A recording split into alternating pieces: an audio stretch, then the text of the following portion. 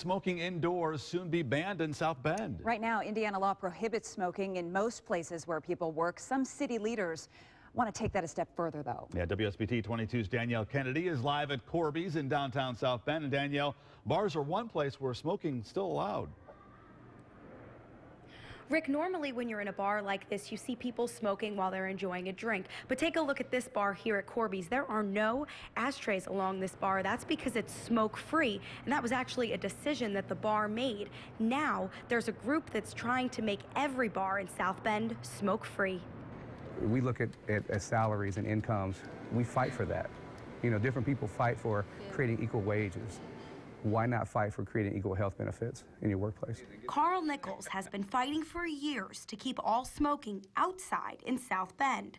Right now, it's allowed in some places like bars or restaurants, something that South Bend Common Council member Gavin Furlick wants to stop. We're not the first to take this step. There are many communities throughout the country who have comprehensive clean air policies, and we've been able to study the effects in those areas. And again, time after time, this does not have a negative impact on business. If anything, it's neutral or positive.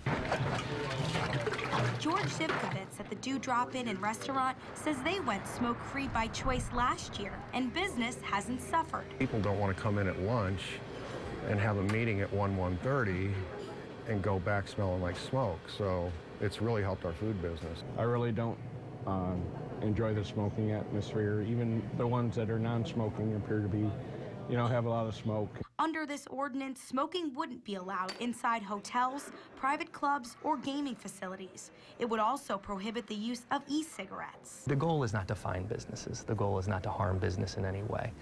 So we provide a warning even before we would provide a $200 citation. And while it's worked at the Dewdrop Inn, the manager says he understands why some bars would be against the plan. It's not fair for a bar that's right on the cusp of Mishawaka or with the county. If you're on the wrong side of the street, your neighbor could have smoking and you don't.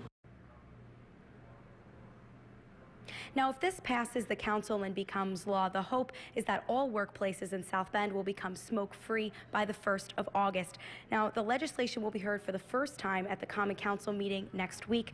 It's also worth noting that an ordinance like this failed in 2014. Furlick says this bill already has 4 sponsors, and he's optimistic it will pass in the South Bend Common Council this time around. Live in downtown South Bend, I'm Danielle Kennedy, WSBT 22 News.